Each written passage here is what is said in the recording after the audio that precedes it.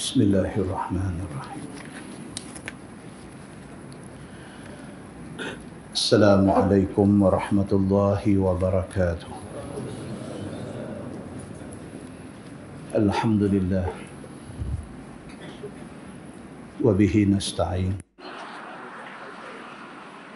Asyhadu an la ilaha illallah wahdahu la syarika lah. وأشهد أن محمدًا عبده ورسوله ونصلي ونسلم على هذا النبي الكريم سيد المرسلين وعلى آله وصحبه أجمعين أما بعد أيها المؤمنون اتقوا الله أوصيكم وإياي بتقوى الله فقد فاز المتقون. Muslimin dan muslimat, mudah-mudahan dirahmati Allah Subhanahu wa taala. Di dalam sebuah hadis an Zaid bin Sabit radhiyallahu anhu qala بينما النبي صلى الله عليه وسلم في حائط لبني النجار على بغلة له ونحن معه إذ حادت به فكادت تلقيه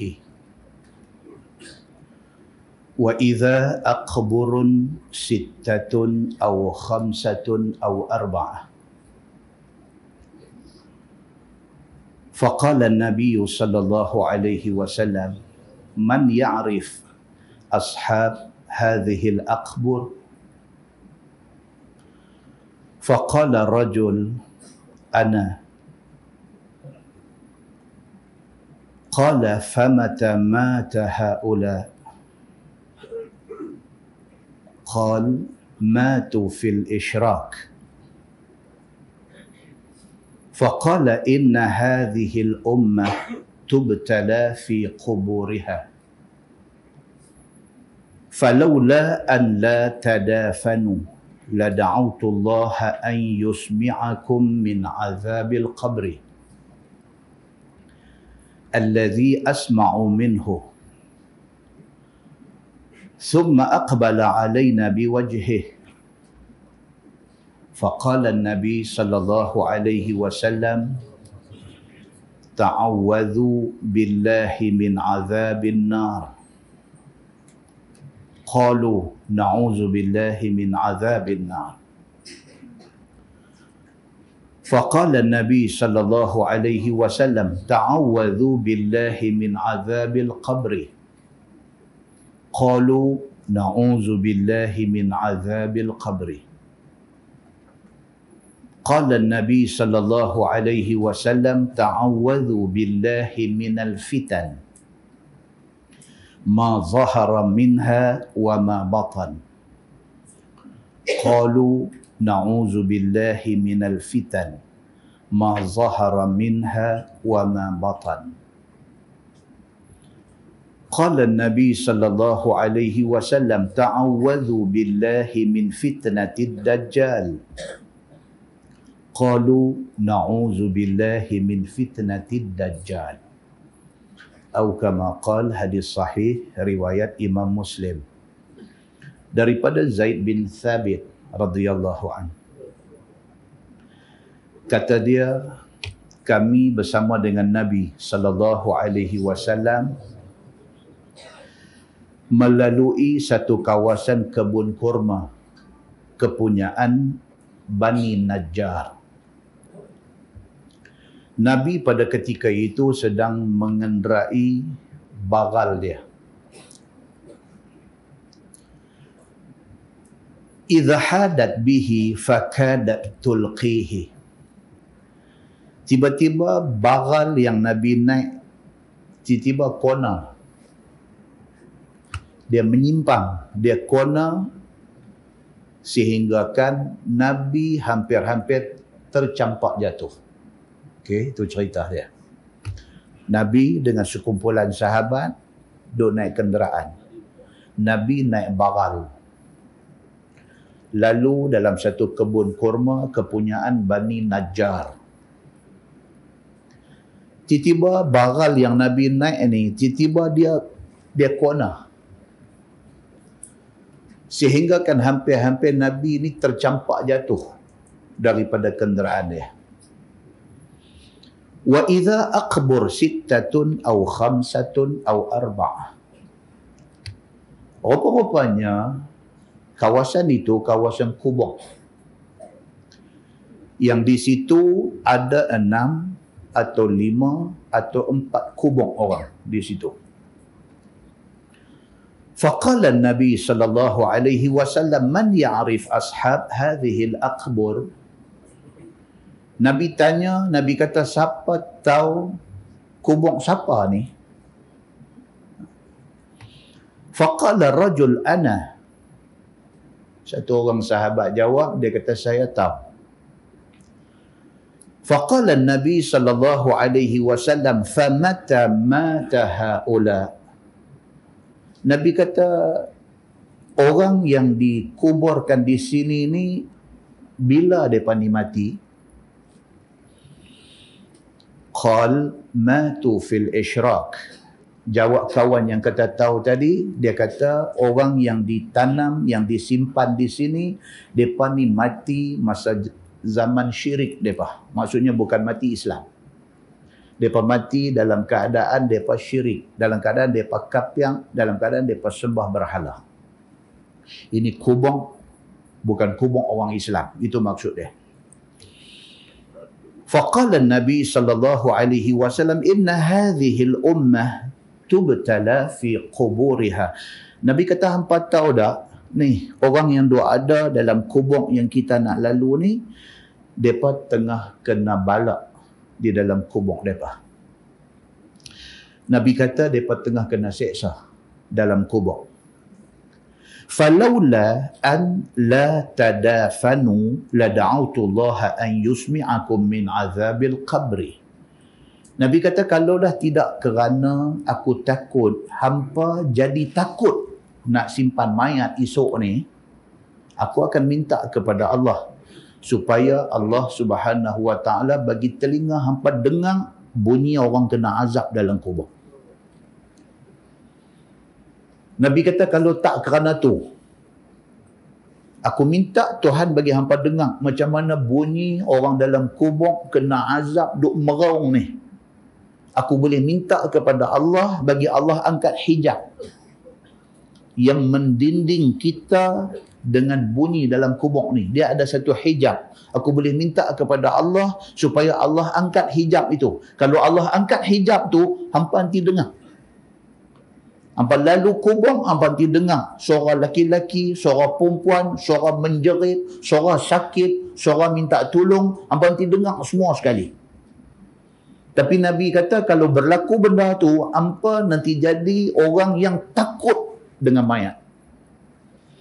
Sehingga kan bila ada kematian, tak ada siapa sanggup pergi urus mayat sampai nak kebumikan dia. Tak ada siapa berani. Pasal apa? Pasal takut dengan apa yang hampa dengar. Summa aqbala alaina biwajhih. Kemudian Nabi SAW balik menghadap kepada sahabat-sahabat yang ikut dia. Nabi kata, ta'awwadhu billahi min azabin nar. Nabi kata, minta berlindunglah dengan Allah daripada azab neraka. Saya lagi tuan-tuan, ayat yang kita nak baca saya lagi cerita pasal azab neraka. Satu benda bukan main-main. Minta Allah lindung kita daripada kita kena azab neraka.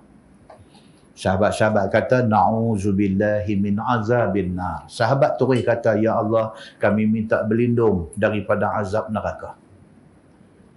Nabi kata lagi, ta'awwadhu billahi min azabil qabri. Nabi kata bukan minta berlindung dengan azab neraka saja, minta berlindung dengan Allah daripada azab kubur. Neraka dia nak mai bila? Dia nak mai bila sangkakala ditiup. baru cerita nak bangkit padang mahsyar, baru cerita nak hisab, baru cerita nak pergi syurga atau neraka. Sebelum tu, ni kubur ni pun dah satu dah start dah. Nak cerita pasal neraka, ini cerita lambat lagi. Ni cerita kubur ni dulu. Mati-mati tu dia start dah cerita. Nabi kata, bukan sahaja kita disuruh minta berlindung pada hak neraka tu, kubur ni pun minta berlindung daripada azab kubur. Sahabat kata, na'udzubillahi min azabil qabri. Kami minta berlindung dengan Allah daripada azab kubur. Nabi kata, ta'awadhu billahi minal fitan ma zahara minha wa ma batan. Nabi kata, dah, bukan setakat minta berlindung daripada azab neraka, bukan setakat minta berlindung daripada azab kubur, tapi minta Allah lindung kita daripada fitnah yang nampak dengan yang tak nampak. Yang tu pun minta. Kita hidup atas dunia ni 1001 macam fitnah dah ada. Bini boleh jadi fitnah kat kita. Anak-anak boleh jadi fitnah kat kita. Ibu bapa boleh jadi fitnah kat kita. Jiran tetangga boleh jadi fitnah dekat kita. 1001 macam fitnah boleh jadi dekat kita. Kita bagus punya duk buah kepiah putih, duk belik serban main masjid, bini kita duk buat onak. Kita bagus punya main duk bercakap dekat orang, suruh didik anak-anak bagi jadi elok dan sebagainya, anak kita buat onak. Kita bagus duk pesan kat orang, suruh buat baik dekat mak, dekat ayah dan sebagainya. Tiba-tiba mak ayah kita yang tua, kita tak jaga. Dia jadi fitnah dekat kita. Nabi SAW kata, minta berlindung dengan Allah daripada hampa tertimpa fitnah. Fitnah sama ada yang zahir ataupun yang batin, yang tak nampak. Sahabat-sahabat kata, na'udzubillahi minal fitan ma zahara minha wa ma batan. Ya Allah, kami minta berlindung daripada fitnah nampak atau tak nampak. Nabi kata, ta'awadhu billahi min fitnatid dajjal. Dan bagi orang yang panjang umur, minta berlindung kepada Allah daripada terkena fitnah dajjal. Sahabat kata, na'udzubillahi min fitnatid dajjal. Ya Allah, kami minta berlindung daripada kena fitnah dajjal. Muslimin dan muslimat yang dirahmati Allah sekalian. Cerita hak kita duk dengar dalam Quran ataupun hak kita duk dengar dalam hadis ni, sooner or later, orang putih kata, lambat laun, kita akan tahu kebenaran dia. Lagi kita duk hidup, lagi kita boleh duk cakap deras, lagi kita boleh duk bergerak, ulu hilang, berjalan sana sini, lagi kita duk sihat, kita tak nampak benda ni. Berdebuk kata mati, kita jumpa lah. Apa hak duk dengar dalam Quran, dalam hadis ini, rupa-rupanya betul belaka. Hati-hati untuk nak menghadapi suasana ini. Dalam sebuah hadis riwayat daripada Abi Hurairah radhiyallahu anhu, kata dia, anna Rasulullah sallallahu alaihi wasallam qala, innal 'abda la yatakallamu bil kalimah ma yatabayyanu ma fiha yahwi biha fin nar ab'ada ma bainal masyriq wal maghrib, atau kama qala, hadis sahih riwayat Imam Muslim. Abu Hurairah radhiyallahu anhu kata, Nabi sallallahu alaihi wasallam bersabda, Nabi kata, satu orang hamba itu kadang-kadang dia bercakap satu kalimah yang dia tak teliti maksud kalimah itu. Dengan kerana kalimah dia bercakap yang dia tak teliti, yang dia tak faham sepenuhnya itu, yahwi biha finnar, dia boleh terlempar ke neraka. Ab'ad ma bainal masyriq wal maghrib, yang tercampak dia pergi ke dalam neraka tu lebih jauh daripada timur dan barat. Maksud dia Nabi SAW nak abang dekat kita, nak bercakap, biar hati-hati. Kadang-kadang kerana mulut badan binasa. Hari ini fitnah tentang hudud. Fitnah tentang hudud. Fitnah. Pasal apa fitnah, tuan-tuan? Berapa ramai orang Islam nama Muhammad, mulut bercakap menghina hukum hudud. Berapa ramai orang Islam nama Abdullah, mulut duk bercakap merendah-rendahkan hukum hudud. Sedangkan itu hukum Allah Subhanahu wa ta'ala. Sebagai orang Islam, dengar aja kata itu hukum Allah, siapa? Sama-sama membantu ke arah macam mana nak boleh buat benda tu. Tidak gopoh, tidak kelang kabut, tidak gelojah. Tapi nak buat bagi elok supaya orang semua, bukan orang Islam saja, orang bukan Islam pun boleh rasa kemanisan hukum Allah Subhanahu wa ta'ala. Apa cerita pun sokong dulu. Pasal apa? Tak sokong, keluar pula cakap di mulut menghina hukum Allah Subhanahu wa ta'ala, dengan kerana la yatakallamu bil kalimah, kerana dia bercakap dengan satu kalimah ma yatabayyanu ma fiha, yang dia pun tak jelas, tak faham tentang apa yang dia cakap tu. Yahwi biha finnar, dia boleh terlempar ke neraka. Muslimin dan muslimat yang dirahmati Allah sekalian, hati-hati dengan cakap. Dalam sebuah hadis riwayat daripada Ibni Umar radhiyallahu anhuma, kata dia anna Rasulullah sallallahu alaihi wasallam qala inna ahadakum idza mata urida alaihi maq'aduhu bil ghadati wal 'ashi in kana min ahli al jannah famin ahli al jannah wa in kana min ahli an nar famin ahli an nar. Yuqal hadha maq'aduk hatta yab'athaka Allahu ilaihi yaumal qiyamah. Atau kama qala, hadis sahih riwayat Imam Muslim daripada Abdullah bin Umar bin Al-Khattab radhiyallahu anhuma. Kata dia Nabi sallallahu alaihi wasallam bersabda. Nabi kata, apabila mati seseorang kamu, urida alaihi maq'aduhu bil ghadati wal 'ashi, duduk dalam kubur tu akan diperlihatkan kepada kamu tempat kamu esok ni, tiap-tiap pagi dan petang.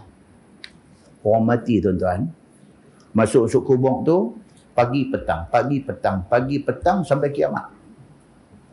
Dalam pada duk kena macam-macam azab dalam kubur tu, diperlihatkan pula kepada dia pagi sekali, petang sekali, pagi sekali, petang sekali, pagi sekali, petang sekali, tunjuk kesudahan dia di mana. Dia nampak dah, dia masuk dalam kubur tu, diperlihatkan kepada dia adakah dia esok nak masuk syurga ataupun dia esok nak masuk neraka. Diperlihat dah kepada dia. Dan benda tu berlaku sampai bila? Sampai kiamat. Kalaulah sekiranya dia ahli neraka, wal'ayazubillah, minta jauh, dia diperlihatkan neraka hak dia masuk, dalam masa yang sama dia dihimpit bumi, dalam masa yang sama Allah hantar mai ulang, hantar mai kala jengking, hantar mai macam-macam benda, duk azab dia dalam kubur. Dalam pada duk kena azab tu, mata duk nampak dah neraka tempat dia nak pergi. Wal'ayazubillah. Nabi SAW bagi tahu, dia nak abang dekat kita, kata ini bukan benda main-main. Cerita kesudahan kita ke syurga ataupun ke neraka, sebelum pergi masuk syurga, sebelum pergi masuk neraka tu apa nak kena, ini bukan cerita main-main.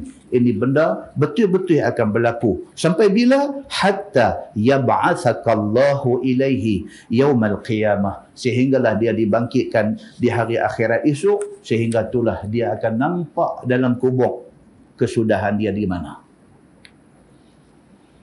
Dalam sebuah hadis riwayat daripada An-Nu'man bin Bashir radhiyallahu anhu, kata dia, qala Rasulullah sallallahu alaihi wasallam, inna ahwana ahli an-nari azaban man lahu na'lan wa syurakan min nar yaghli minhuma dimaghuh kama yaghli al-mirjal ma yara anna ahadan ashaddu minhu azaban wa innahu la ahwanuhum azabah.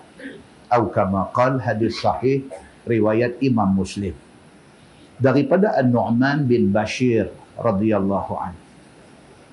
Kata dia, Nabi sallallahu alaihi wasallam bersabda, Nabi kata, orang yang masuk neraka, azab paling lekeh dia akan kena ialah dia akan diberi sepasang kasut dan 2 utas tali. Orang yang masuk neraka ni paling koman, paling rendah azab yang akan kena kat dia, dia akan disuruh pakai sepasang kasut. Dia saruk kasut, dia diberi 2 utas tali untuk pegang. Bila dia saruk kasut, dia pegang tali itu, yaghli minhuma dimaghuh. Nabi kata mendidih otak dalam kepala ni, mendidih. Kama yaghlil mirjal, seperti mana kita ambil batu, buh dalam periuk, buh ayam. Didihkan ayam tu. Bila ayam tu mendidih, batu tu duk bergolek dalam periuk tu. Duk bunyi gluk gluk gluk gluk. Macam itulah mendidih otak ahli neraka yang kena pakai kasut tadi.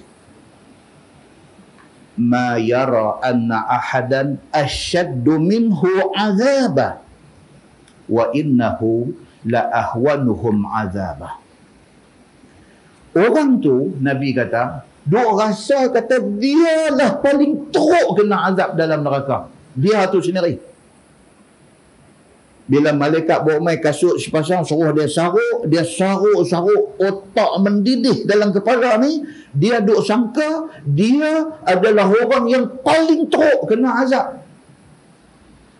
Nabi kata, wa innahu la ahwanuhum azabah. Tapi sebenarnya dialah orang yang paling rendah azab di dalam neraka. Maksudnya apa? Hak lain lagi teruk.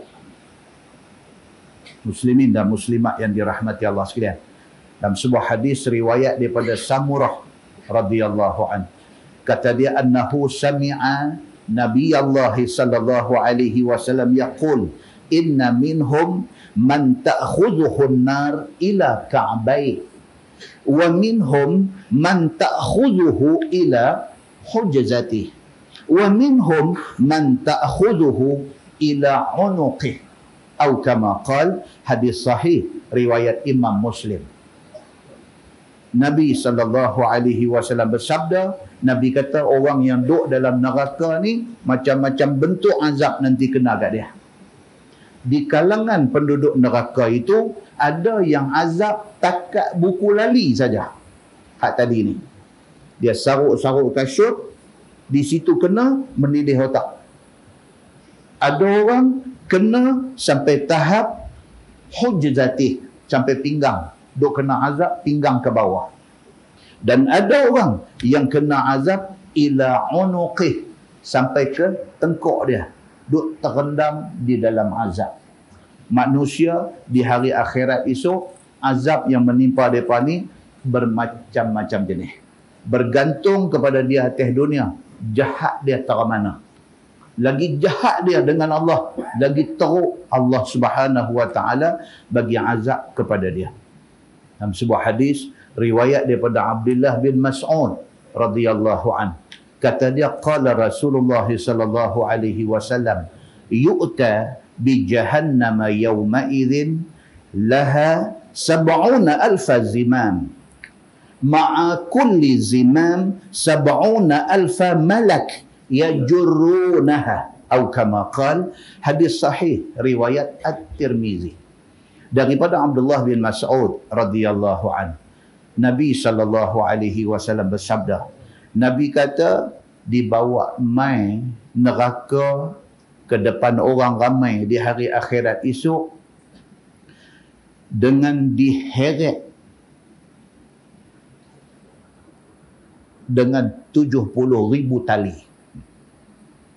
Nabi nak habaq besar, yang kata neraka ni besar, supaya kita tak ingat kata ramai-ramai ada ni, kalau umat Nabi-Nabi dulu dah masuk, boleh.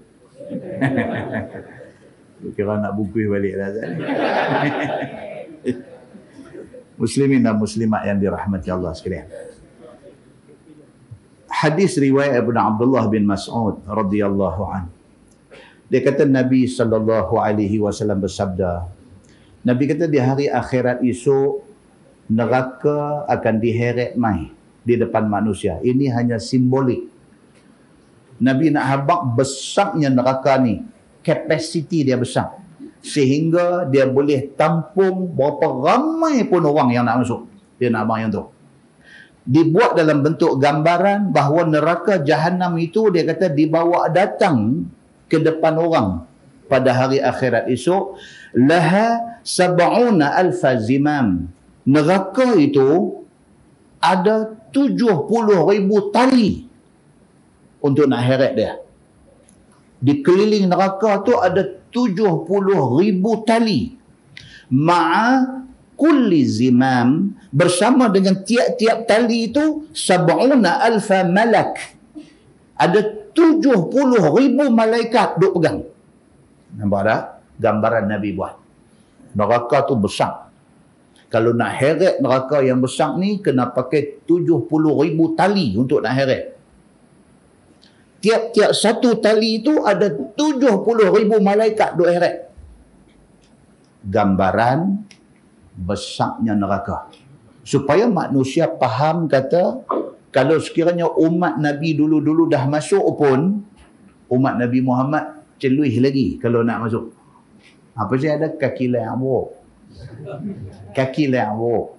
Dia kata, hang tahu dah penduduk Malaysia lah ada berapa ramai? Gitu ya. Kita lagu duduk tak jawab. Dia kata, hang tahu Malaysia lah ada 28 juta orang penduduk. Tu Malaysia saja. Belum cerita Indonesia. Belum cerita ASEAN. Belum cerita Asia Tenggara. Belum cerita dunia ni semua sekali. Berapa ramai penduduk dunia duk ada hari ni. Hang tahu dia kata 6 bilion orang. Tu hak duk hidup lah ni. Hang tahu dia kata hak mati dah 100 tahun dulu. Hak mati 1000 tahun dulu. Hak mati hang tahu no daripada zaman Nabi Adam ni. Berapa ramai manusia duk ada. Dia kata, kita pun duk dengar kerut ke ni. Dia ni nak abang apa ni? Tadi abang-abang tuan, dia kata neraka ni nak boleh duk apa ramai. Dia kata.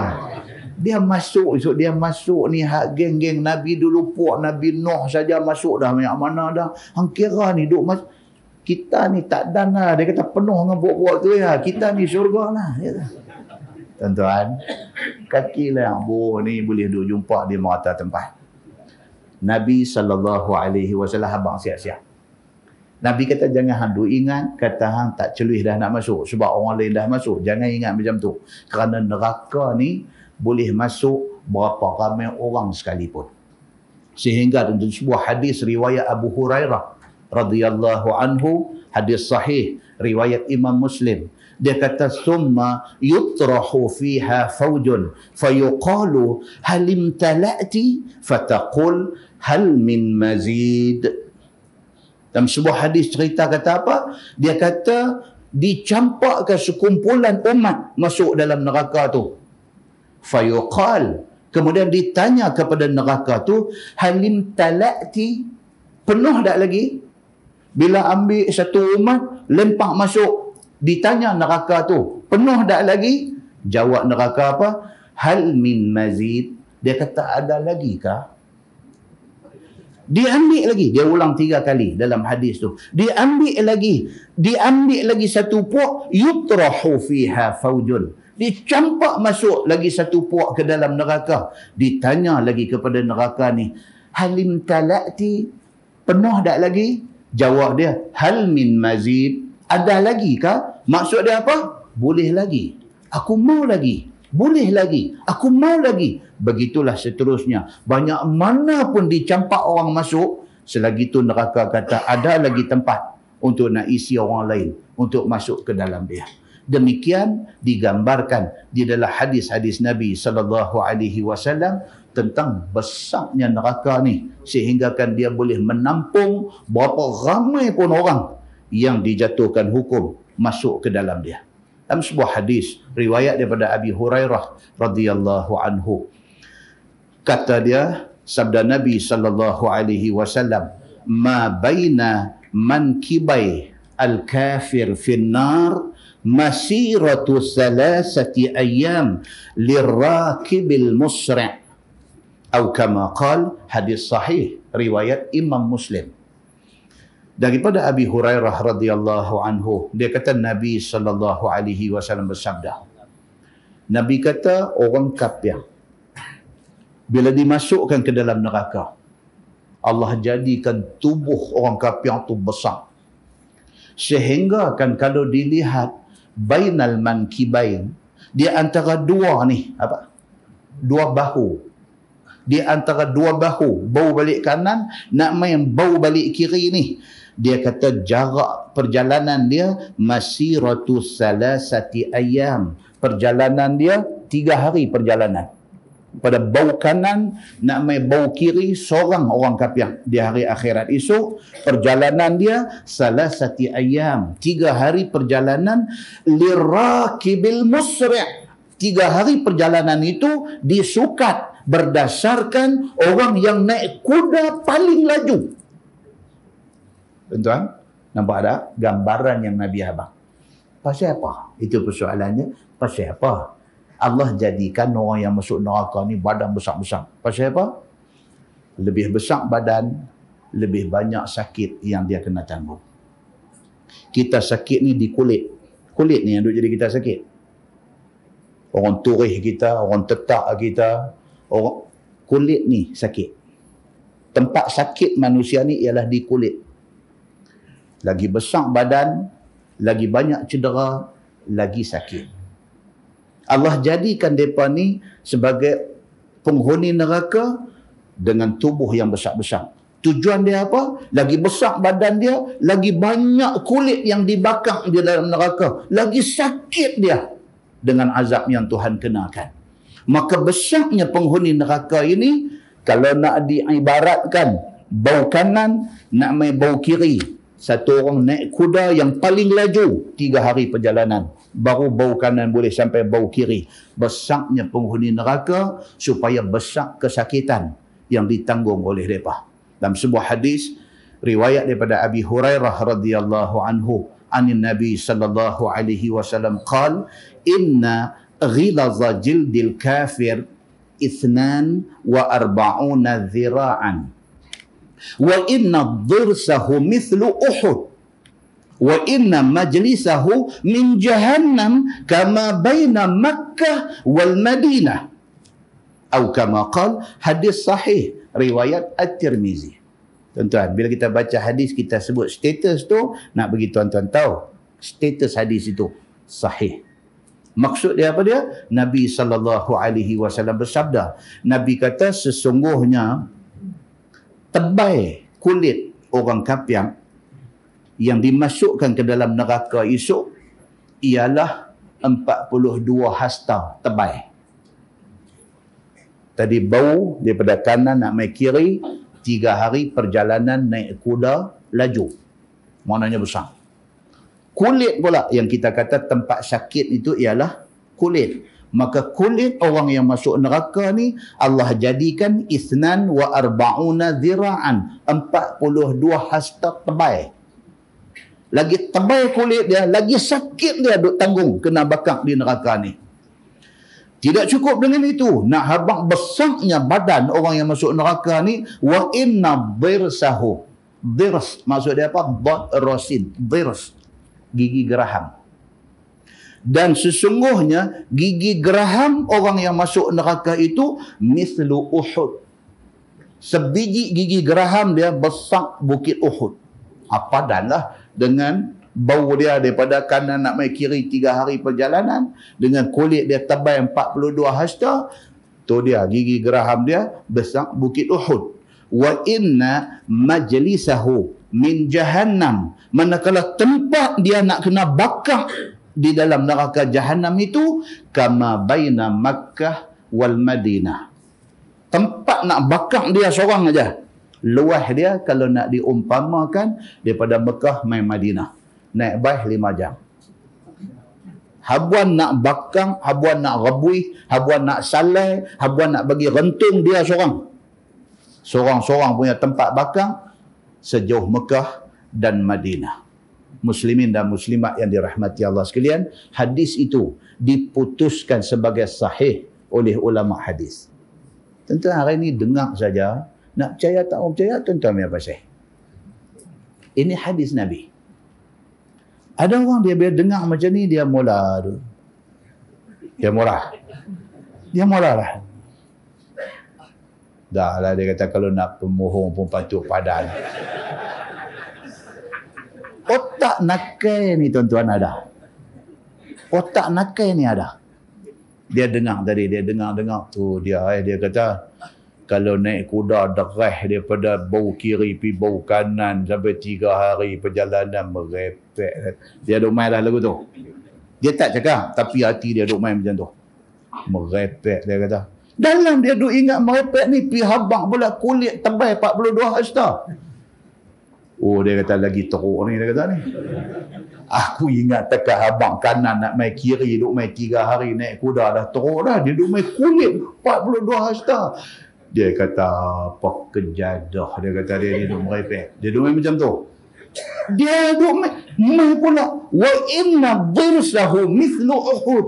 Gigi gerahan pula besar bukit Uhud. Dia tersalak tu. Dia tak boleh nak bayang benda ni.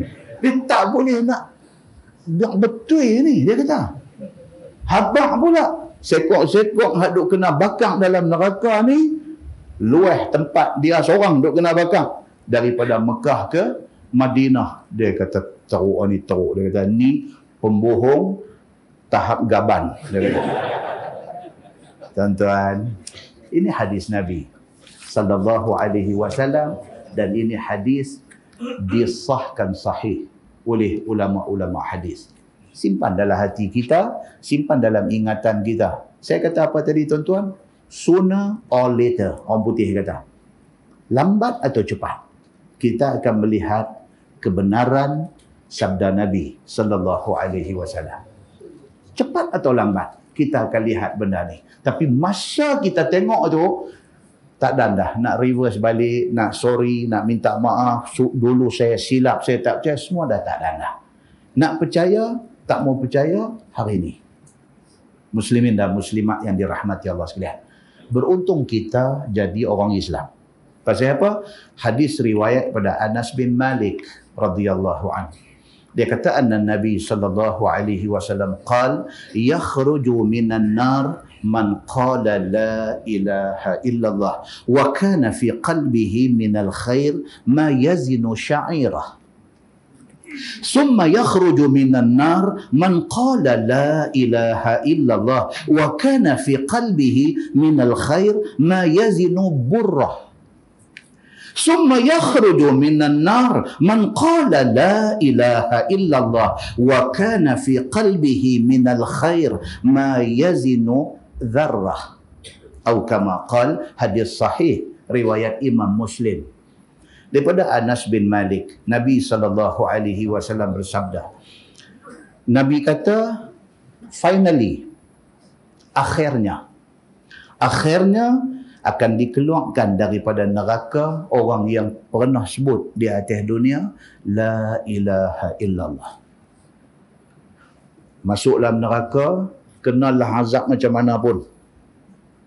Dia kena bakar setakat Ka'bain, setakat 2 buku lali kah? Dia kena bakar setakat hikwai, setakat hikwai, setakat pinggang dia kah? Dia kena bakar sampai munuqih, sampai ke tahap tengkuk dia kah? Tak kira. Dia kenalah azab macam mana pun di dalam neraka, tapi kalau dia Islam. Maksud dia apa? Dia sampai mati, dia orang Islam. Walaupun masa hidup dia minum arak, walaupun masa hidup dia pernah berzina, walaupun masa hidup dia pernah mencuri, walaupun masa hidup dia pernah derhaka dekat mak pak dia, walaupun masa hidup dia terlibat dengan riba, walaupun masa hidup dia buat macam-macam benda, tapi dia tidak pernah membatalkan Islam dia. Dia minum arak. Orang pergi tegur dia. Orang kata, hang minum arak. Hang orang Islam. Hang tahu dah arak ni haram dia macam mana? Bukan orang minum saja berdosa. Orang yang main idam pun berdosa. Kerani yang tulis bil. Orang minum pun berdosa. Hang tahu no kelang pun berdosa. Orang duk kerja cari makan. Piduk perah arak pun berdosa. Semua orang berdosa. Orang yang terlibat dengan arak ni dosa cukup banyak. Habaq kat dia sampai macam tu. Dia dengar. Dia kata, aku tahu. Memang berdosa minum arak. Cuma aku ketagih. Aku kalau tak minum, aku tak boleh. Dia kata, aku kena minum juga. Tapi hang tahu tak kata arak ni haram?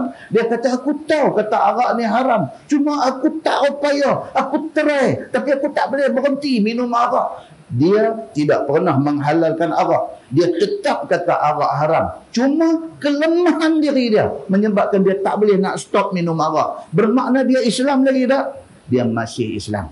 Sampai mati dia duk minum arak. Tapi dia tetap orang Islam. Dia tak pernah kata arak ni halal. Cuma dia lemah. Dia tak boleh stop minum arak. Orang macam ni apa jadi dekat dia? Last sekali dia boleh keluar daripada neraka, masuk syurga. Besar tak tuan-tuan rahmat Allah kepada orang Islam? Cukup besar. Tuhan ni dia buat kita, dia minta kita jadi orang Islam, dia minta kita terima agama dia, dia minta kita seberapa daya yang boleh taat dekat dia. Kalau hang boleh taat dekat dia, cantik.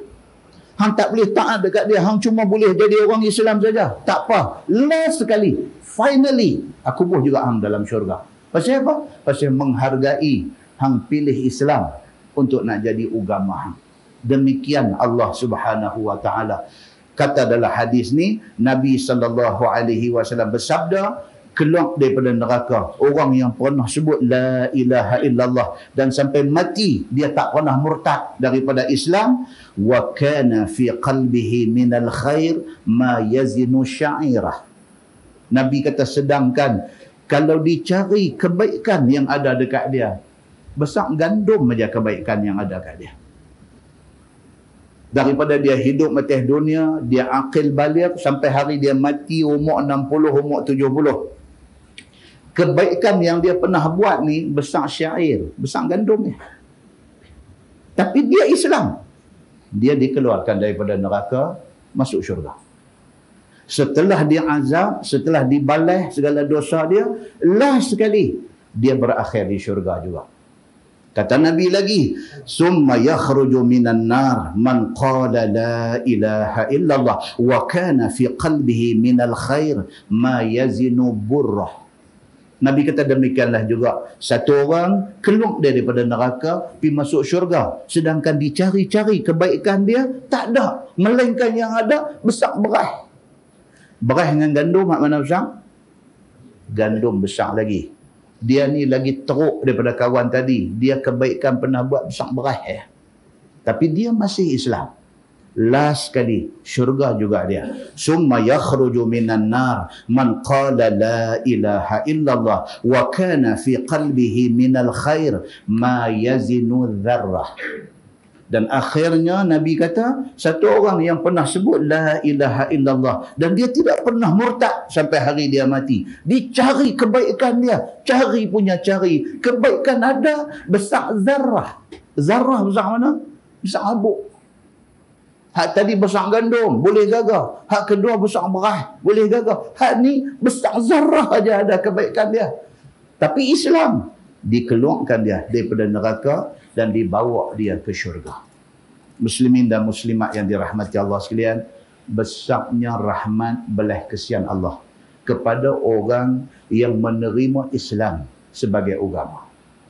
Jangan rosakkan Islam kita. Jangan rosakkan Islam kita. Dengan fitnah hudud ini, jangan kita terjebak dalam kalangan orang-orang yang menghina hukum Allah Subhanahu wa taala. Kerana menghina hukum Allah bermakna kita menolak hukum Allah Subhanahu wa taala, bermakna kita menolak Allah Subhanahu wa taala sebagai Tuhan kita. Kita merosakkan diri kita. Mudah-mudahan mukadimah itu memberi manfaat kepada kita, insya-Allah. Kita menggunakan tafsir Nurul Ihsan jilid 4. tafsir Nurul Ihsan jilid 4. Kita masih lagi di dalam tafsir surah Al-Haqqah. Kita sampai pada ayat 25. A'udzubillahi minasyaitonir rajim. Wa amma man utiya kitabahu bishimalih. Dan adapun mereka yang diberi surat rekod amalan dengan tangan kiri. Bulan lepas kita baca orang terima dengan tangan kanan. Macam mana punya seronok dia? Dia seronok ni sampai dia tak mau baca, dia suruh orang baca. Dia seronok. Dia dah tahu dah bila tangan kanan tangkap rekod, makna dia okey. Dia tak mau tengok dah apa rekod, tak mau tengok dah. Dia kata dekat kawan-kawan dia, ini rekod aku, tengoklah, seronok. Hari ini dia nak mai pula orang yang terima tangan kiri. Dia kata wa amma man utiya kitabahu bishimalih. Dan ada pun orang yang terima rekod amalan dengan tangan kiri. Fayaqul ya laitani lam uta kitabiyah wa lam adri ma hisabiyah. Maka berkata dia dengan penuh kesal, dengan penuh sesal. Pak kata tangan kiri terima rekod. Tahu dah, ini kesudahan buruk untuk dia. Berkata dia dengan penuh sesal. Hai, dia kata alangkah mudah-mudahan tiada diberi akan daku akan surat amalan ini. Bila terima tangan kiri, dia kata Allah, dia kata daripada terima tangan kiri, tak usah bagi terus pun tak apa. Tak usah bagi terus pun tak apa. Macam kita kena speed track. Kita kena AES. Postman main di rumah kita tak ada. Dia tinggal surat berdaftar dalam postbox kita. Kita balik-balik kerja tengok surat berdaftar. Ni siapa kirim mai apa ke? Kita ingat kawan kirim mai satu hadiah apa kat kita. Seronok. PP pejabat pos.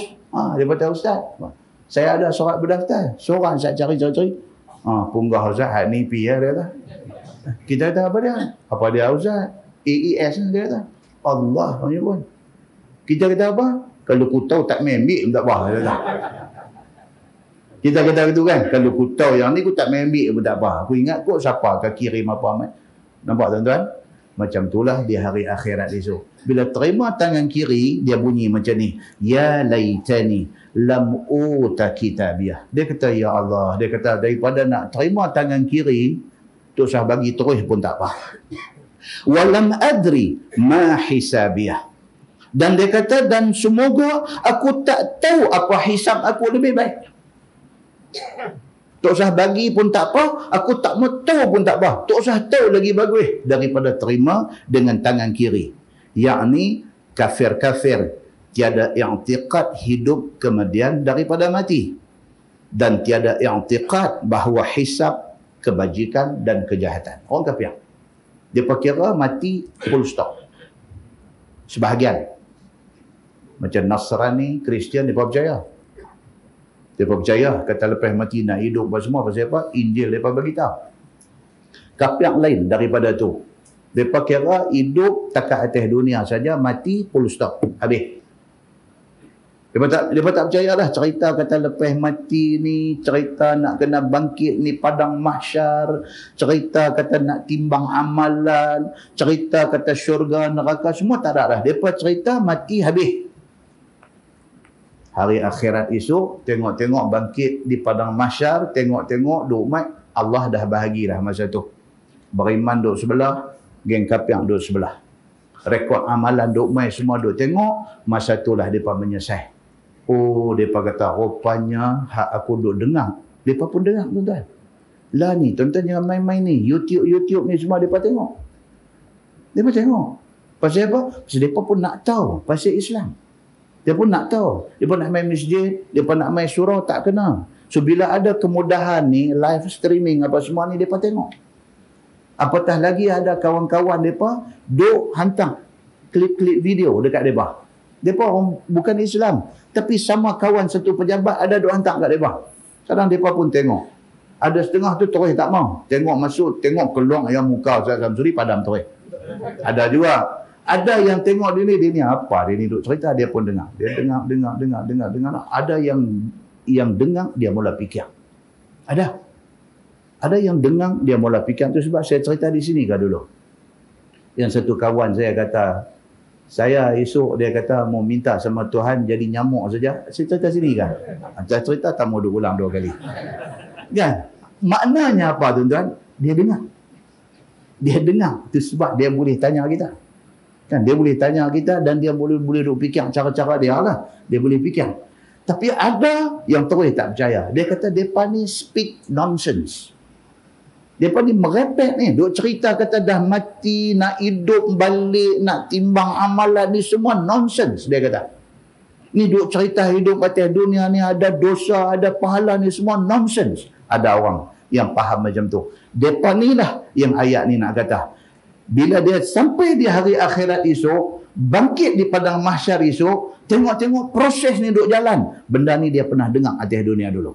Sama ada kawan-kawan hantar benda tu tadi masuk dalam WhatsApp dia, ataupun rumah dia duk dalam taman perumahan yang berdekatan dengan masjid dan surau. Yang berdekatan dengan masjid dengan surau. Dia lepas maghrib, tapi dia tak sembahyang maghrib. Cuma lepas maghrib, mereka makan awal. Mereka pukul 7 makan dah. Bukan buka puasa. Dia memang makan pukul 7 mereka ni. Yang duk melantak pukul 11 ni orang Melayu. Mereka ni pukul 7 mereka makan dah. Lepas dia makan, dia keluar duduk atas bangku rotan depan pintu rumah dia tu. Dia duduk hayun bangku rotan tu sambil dia duduk dengar ni. Kuliah di masjid di surau ni sambil dia duduk dengar. Dia duduk dengar. Dia pernah dengar cerita pasal mahsyar ni. Dia pernah dengar cerita kata nak bangkit lepas pada mati. Dia pernah dengar, cuma hati tak beriman. Di hari akhirat esok, bila dia tengok benda hak dia pernah dengar ni, jadi depan mata dia, menyesal dia. Aku pernah dengar benda ni, dia kata. Pasal apalah masa tu, aku tak memilih untuk percaya dan beriman. Dan jadi macam orang yang percaya ni. Pada masa tu, ni dia main kat kita dengan penuh sesalan. Dia kata alangkah baiknya kalau aku tak terima benda ni dan aku tak tahu apa keputusan aku. Yang ni kafir-kafir mereka sememangnya tidak percaya ada hidup selepas mati. Apatah lagi nak hisap kebajikan dan kejahatan. Sebab itulah dikatakan lebih baik mereka tidak tahu. Pasal mereka pun memang tak percaya. Dan kata mereka itu, ya laitaha kanatil qadiyah. Kata mereka itu, mudah-mudahan mati dunia itu adalah ia memutus bagi hidup pula di hari kiamat. Mereka kata alangkah baiknya kalau Tuhan ni dia bagi hidup saja kita ni, bila mati tutup buku habis. Tak ada dah cerita sambung lepas itu. Alangkah baiknya kalau Tuhan buat macam tu, dia kata. Pasal itu, mereka pemohon orang mereka tak kisah. Pasal itu, mereka buat kianat ke orang, mereka tak kisah. Pasal mereka tak ada fikir nak balas esok apa semua. Mereka kira takat hidup ni habis-habis. Yang duk fikir benda ni, yang nak tipu orang duk fikir ni, orang yang beriman. Bukan orang Islam. Orang Islam pun pemohon orang kuat juga. Orang yang beriman. Dia nak pemohon orang ni, dia duk fikir. Sanggupkah aku nak menanggung akibat di sana esok ni? Sanggupkah aku? Sanggupkah aku? Dia duk fikir macam tu. Tuan-tuan, orang yang timbang rasa ni bukan ada banyak. Dia jumpa satu orang baru ni dekat satu masjid. Dia terekam mai kat saya, terus dia cakap. Dia kata, Ustaz ni saya nak tanya pasal paraid, dia kata. Saya kata, okey. Apa masalah? Tak, dia kata adik saya meninggal. Okey. Adik saya laki-laki, dia kata, dia meninggal. Dia tak ada anak. Adik saya tak ada anak. Jadi, kira kami adik-beradik dapat lah Ustaz no? Dia kata, nampak tak? Kami adik-beradik dapat lah Ustaz no? Saya kata, ya dapat. Bila mati satu orang, tak ada anak. Laki tak ada, anak perempuan tak ada. Dia cuma ada bini. Bini dia dapat, dan harta tu akan mengalir pergi ke adik-beradik dia. Adik-beradik si mati ni. Adik-beradik lelaki, adik-beradik perempuan akan dapat merasa duit tu. Duit peninggalan, harta peninggalan dia. Itulah Ustaz. Dia kata ni adik ipar kami ni. Dia nak kawal kat dia. Dia tak mau bagi kat kami. Mai kata kat kita. Saya kata yalah betul lah. Saya kata adik-beradik memang ada hak atas pembahagian pesaka. Tapi saya kata kalau adik-beradik ada ni tengok bini dia hak ditinggalkan tu pun susah, miskin, tak kerja. Kalau adik-beradik ambil keputusan kata Semua tak mau ambil bahagian. Bagi dekat dia ni. Bagi kat bini dia. Saya kata itu lebih baik. Tapi tak boleh ni. Hak kita ni. Mai tak nak gabui. Hang bercakap pasal hak. Masa adik hang sebelum mati duk sakit terlantak hospital ada hang pergi jenguk dia. Nampak kan? Ini orang kita. Orang Islam. Orang Islam. Dia bercakap pasal hak apabila dia nak dapat habuan. Tapi dia terlupa pasal hak apabila dia tak menunaikan tanggungjawab. Nampak? Saya kata betul, memang ada hak. Memang diperuntukkan dah hak dalam faraid ni. Tapi kita boleh, kita ambil konsensus. Adik-beradik ada ni memandangkan bini dia susah. Kita bersetuju untuk tak ambil, bagi dekat bini dia. Boleh buat macam tu. Dan ni tapi Quran kata ni kita ada hak. Ikut sekarang. Memanglah ada hak betul. Memang betul. Tapi masa adik hang sekian pergi tengok dia agak-agak. Kita tanya dulu tu. Muka dia jadi tak apa nak cantik. Saya kata tak apalah, pergi tanya orang lain pula lah. Bukan kita nak menafikan faraid tu. Dah. Tapi kita kalau nak ambil Islam, ambil semua. Islam suruh kita ambil berat orang, kita kena ambil berat orang. Hak tu kita tak ambil, kita nak pergi ambil harta orang. Muslimin dan muslimat yang dirahmati Allah sekalian. Benda ni kadang-kadang kita terlepas pandang. Kita fokus satu benda yang menguntungkan kita. Kita buat-buat tak nampak satu benda yang sebenarnya tanggungjawab kita. Muslimin dan muslimat yang dirahmati Allah sekalian. Maka menyesal orang-orang ni di hari akhirat esok dan kata mereka, ya laitaha kanatil qadiyah. Wahai Tuhan, mudah-mudahanlah mati dunia itu menjadi pemutus kepada kehidupan dan sebagainya. Tidak ada lagi hari kebangkitan dan dibicarakan di hari akhirat. Tidak ada bangkit lagi. Ma aghna anni maliyah halaka anni sultaniyah. Tidak mengaya daripada aku oleh harta aku. Yakni harta tidak boleh nak melepas aku daripada azab Allah. Itu dia. Atas dunia dia punya duk buat harta, dia punya duk buat ketui. Orang kata, dia duk buat gundu, orang Tanjung kata. Dia duk kepui harta ni punya banyak. Tiba-tiba hari akhirat esok, dia tercampak ke neraka. Pada masa tu dia kata, ma'aghna anni maliyah. Oi, harta yang aku duk cari, tak boleh tolong aku. Tak boleh bagi manfaat apa pun dekat aku rupa-rupanya. Masa tu hari penyesalan. Dan firman Allah, ma aghna anni maliyah halaka anni sultaniyah.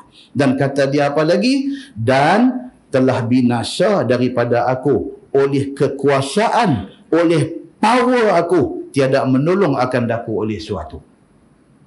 Masa hidup atas dunia, duk pegang power. Kuasa duk ada tangan dia. Dia kata A, dia kata B, B. Dia kata hitam, dia kata putih. Power dia di atas dunia. Akhirat esok, tiba-tiba dia tercampak ke neraka. Bila dia tercampak ke neraka, dia kata halaka anni sultaniyah. Oh, dia kata power yang aku duk pegang, kuasa yang aku duk pegang selama ni, binasa daripada aku. Maksud kuasa tu tak boleh tolong dia di hari akhirat esok ni. Atas dunia dulu, masa dia duk pegang kuasa dulu, is a matter of phone call. Orang putih kata. Satu call aja dia bagi. Kepada siapa saja. Satu call aja dia angkat. Dia kata, ni bebaskan dia. Banyak tu ya, bebas. Dia angkat satu call aja. Dia kata, buh dalam. Power dia pada masa tu. Power dia tu. Hari akhirat esok, Tuhan kata, buh dalam kat dia. Dia nak call, nombor telefon pun tak ada nak call. Dia nak call siapa ni? Nak suruh keluar balik dia daripada masuk dalam neraka tu. Ketika itu dia kata apa? Halaka anni sultaniyah. Binasa daripada aku segala sultan, segala kuasa yang aku duk ada selama hidup dulu ni. Hari ni aku dah tak jadi apa dah. Apa kuasa pun tak boleh tolong aku. Firman Allah kepada malaikat Zabaniyah pada tu. Malaikat Zabaniyah kerja apa? Jaga neraka. Dia ada dua nama. Satu Zabaniyah. Satu lagi Malik. malaikat Malik. Allah kata kepada malaikat Zabaniyah, kepada malaikat Malik yang jaga neraka ni, khuzuhu faghulluh summal jahima salluh. Tuhan kata, ambil olehmu akan dia. Ni kawan hak tadi harta banyak atas dunia, kawan yang tadi ada kuasa di atas dunia, tiba-tiba kena masuk neraka ni. Dia tak tahu dah nak minta tolong siapa, dia dah tak boleh dah nak guna harta benda dia, nak selamat daripada api neraka, dalam pada dia helpless. Orang putih kata. Helpless ni maksud apa? Tak ada siapa boleh tolong. Helpless. Dalam keadaan dia helpless, tak ada siapa boleh tolong, tiba-tiba Tuhan kata dekat malaikat neraka. Tuhan kata, khuzuhu, tangkap dia ni. Faghulluh, dan belenggu olehmu akan dia dengan rantai akan dua tangannya ke lehernya. Itu dia. Tuhan kata dekat malaikat jaga neraka, hampir tangkap Syekh ni, hampir berekah dia dengan rantai besi, ikat tangan dia mai ke tengkok dia. Kemudian neraka jahim itulah permasuk olehmu akan dia. Tuhan kata apa? Summal jahima salluh. Kemudian ke neraka jahim itu, humbankan dia ke sana. Tuhan sudah keluar perintah dia. Firman Allah, summa fi silsilatin zar'uha sab'una dhira'an faslukuh. Kemudian rantai besi yang besar, bermula panjangnya ialah 70 hasta. Nak berkah kita seorang ni, Tuhan kata, dibawa mai rantai besi, rantai neraka, yang panjangnya sab'una dhira'an, 70 hasta panjang, belit kita seorang. Ni Quran duk cerita ni. Maka masuklah olehmu akan dia ke neraka. Tadi kita baca hadis tadi, kata neraka ni ada berapa ribu tali? 70,000 tali. Tiap-tiap satu tali berapa ramai malaikat duk heret? 70,000 malaikat duk heret. Kita dengar dia buat tenganga mata kelipuk-kelipuk, kita duk tanya ni hadis ni sahih ke tak ni? Hadis ni sahih ke tak ni? Tuhan buat main ayat Quran, dia hamak lagu tu juga. Dia kata apa dalam Quran? Summa fi silsilatin zar'uha sab'una dhira'an faslukuh. Kemudian dengan rantai besi yang panas dibakar oleh api neraka ni, hang berkah dia ni. Yang rantai besi itu panjangnya 70 hasta. Berkah dia ni seorang, faslukuh, ikat dia dan humban dia ke neraka. Kata Ibnu Abbas, rantai besi panas itu dimasuk di duburnya, keluar di lubang hidungnya. Kata Ibnu Abbas, yang kata rantai 70 hasta tu, nak buat apa? Selain daripada ikat berkah dia, diperosok masuk ke hidung, masuk keluar ke dubur, masuk ke dubur, keluar ke hidung. Heret dia pergi ke neraka. Dahsyat tak dahsyat Tuhan? Tuhan buat dekat orang yang dia murka ni sangat dahsyat. Tuan-tuan tengok yang kata Allah Subhanahu wa taala, dia extremely sayang kepada orang yang taat dia, dan dia extremely marah kepada orang yang mengingkari dia. Yang kata Allah Subhanahu wa taala, kita baca dalam satu ayat, innallaha ghafurur rahim. Allah Maha Pengampun, Maha Penyayang, cantik. Tapi mai ayat lain dia kata innallaha syadidul iqab. Allah ini bersangatan balasan dia kepada orang yang lawan dia. Ekstrim baik dan ekstrim azab dikenakan kepada dua golongan manusia ini. Firman Allah, innahu kana la yu'minu billahil azim wa la yahuddu ala ta'amil miskin. Orang yang nak kena ikat dengan rantai besi panas 70 hasta, nak kena seret ke neraka ni orang yang macam mana? Orang yang mereka itu kafir dan ada dia tidak beriman dengan Allah. Orang yang tak percaya Tuhan. Tuhan yang maha besar, dia tak percaya, dan tiada menggemar atas beri makan orang-orang miskin dan orang-orang fakir. Dia ni masa atas dunia tak ada ihsan, tak ada rasa kesian ke orang. Dia tengok orang fakir, dia tengok orang miskin, dia tak rasa nak tolong, dia tak rasa even nak bagi makan pun dia tak rasa. atas dunia, hati dia keras sungguh. Dia tak rasa kesian dekat siapa-siapa. Tuan, kita baru baca di Masjid Fahim baru ni, macam mana Abdullah bin Salam jatuh hati kepada Nabi SAW. Sedangkan Abdullah bin Salam adalah rahib rajukan orang Yahudi Madinah. Dia boleh jatuh hati kat Nabi ni pasal apa? Yang pertama, pasal cerita Nabi Muhammad ada dalam Taurat yang dia baca. Yang kedua, apabila Nabi masuk Madinah, dia di antara orang yang ada adalah ramai-ramai orang pergi sambut Nabi. Bila Nabi masuk Madinah tu, dia dengar Nabi SAW bagi ucapan sulung Nabi. Nabi kata apa dalam ucapan sulung? Nabi kata, bagilah salam kepada sama-sama hamba. Wa at'imut ta'am, bagi makan kepada orang yang memerlukan, orang miskin, orang susah, bagi makan. Nabi menganjurkan perdamaian. Islam yang Nabi bawa ni membawa keamanan, menjanjikan ketenangan, menganjurkan perdamaian. Nabi tidak bawa permusuhan. Nabi bawa agama yang mengajak kepada kesejahteraan. Nabi kata, afsyus salam. Jumpa sama-sama. Assalamualaikum. Ucap selamat. Hang ucap selamat kat aku ucap selamat dekat hang.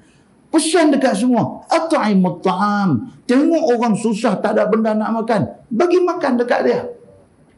Nabi SAW kata apa? Wasilur rahim, sambunglah silaturahim di antara sama-sama orang Islam, dan bangunlah di malam hari, wan nasu niyam, ketika manusia sedang tidur di malam hari. Kita bangkit pukul 4:30 pagi, Allahu Akbar, 2 rakaat tahajud. Kalau boleh semayang sambil air mata bercucur jatuh. Allahu Akbar, rasa nikmat Allah bagi kat kita. Kita boleh bangun 4:30 pagi. Nikmat, tuan-tuan. Di waktu sunyi, sepi, tidak ada suara riuh rendah. Orang semua wannasu niyam. Nabi kata orang semua tengah tidur. Bangun, masuk pancong, gosok gigi, ambil ayat semayang elok-elok, nampak satu sejadah, Allahu Akbar, sebagai tanda syukur kita. Terima kasih kita kepada Allah. Allah bagi kita hidup, Allah bagi kita sehat, Allah bagi apa yang kita duk kecapi pada hari ini. Terima kasih kepada Allah. Dalam sujud minta ampun kalau ada salah silap kita dengan Allah. Air mata turun basah sejadah tu. Nabi kata itu orang baik. Itu orang yang hampa kena contohi dia. Abdullah bin Salam dengar yang tu, cekam dalam hati dia. Cekam dalam hati dia. Terus dia pasang satu ingat, satu niat. Dia nak jadi orang Islam yang macam Nabi Muhammad kata. Nabi SAW kata sahabat, tidak pernah menjanjikan syurga kepada satu orang manusia yang masih hidup, melainkan Abdullah bin Salam. Di antara orang yang Nabi sebut sedangkan Abdullah bin Salam masih hidup, Nabi kata dia ni ahli syurga. Muslimin dan muslimat yang dirahmati Allah sekalian, demikian Islam. Dia suruh kita ada ihsan. Saya selalu buat contoh. Kita pergi supermarket, kita pergi shopping mall, kita nak pergi pancong. Satu perempuan tua, umur duk main 65, 68, 70 punya umur, duk jaga pintu pancong, duk bagi tisu, duk terima duit, duk kupang bagi duit pecah, tuan-tuan. Ya Allah, wa akbar, tuan-tuan. Dia umur mak kita. Dia duk tunggu pintu jamban. Kita tengok orang macam ni, tuan-tuan, tak usah bagi 2 kupang kat dia, bagi RM10 kat dia. Bagi RM10 kat dia. Dia kata, saya nak cari dia kecil, tak ada. Hak lebih, makcik pergi makan, kata kat dia. Tuan-tuan buat macam tu, tuan-tuan ada ihsan. Ihsan tu berat timbangan di sisi Allah Subhanahu wa ta'ala. Orang tak ramai ada benda ni. Tak ramai orang ada macam ni. Rasa kesian, rasa nak tolong orang susah ni, tak ramai orang ada. Nak cabut sangit bagi itu, berasa macam tak boleh buat. Tuan-tuan, nampak macam ni, cabut bagi. Jangan duk fikir 2 kali. Jangan fikir 10 kali. Cabut bagi. Kalau ikhlas kita, ganjaran di sisi Allah Subhanahu wa taala. Ni Allah dah beritahu dalam Quran, innahu kana la yu'minu billahil azim. Orang nak kena masuk neraka, nak kena berkah dengan besi panjang 70 hasta ni adalah orang yang tidak beriman dengan Allah Tuhan yang Maha Besar, wala yahuddu ala ta'amil miskin, dan dia adalah orang yang tak mau nak menganjurkan orang bagi makan kepada orang fakir dan orang miskin, tidak suka sedekah sunat ataupun sedekah wajib. Sebab itulah kena azab mereka itu di hari tersebut. Itu dia, tak ada ihsan ni, tak ada belah dalam hati, memungkinkan kita kena azab Allah Subhanahu wa taala. Falaisa lahul yawm hahuna hamim. Maka tiada baginya pada hari itu di sini seorang kerabat pun yang dapat tolong dia lepas daripada neraka. Tuhan kata apa? Dia kerana hang dia atas dunia dulu keras hati, tak pernah rasa kesian dekat orang. Hari ni tak ada siapa yang boleh kesian dan boleh tolong hang di dalam neraka ini. Firman Allah, wala ta'amun illa min ghislin, dan tiada makan mereka itu melainkan daripada ghislin. Ghislin ni apa dia? Danuk dan nanah ahli neraka. Itu saja minuman yang Allah Subhanahu wa taala bagi dekat dia. Orang yang masuk neraka dahaga, minta air. Bila minta air, bukan air yang mai dekat dia. Sebaliknya yang mai dekat dia di antaranya ialah ghislin. Ghislin ni adalah danuk dan juga nanah yang terbit daripada ahli neraka.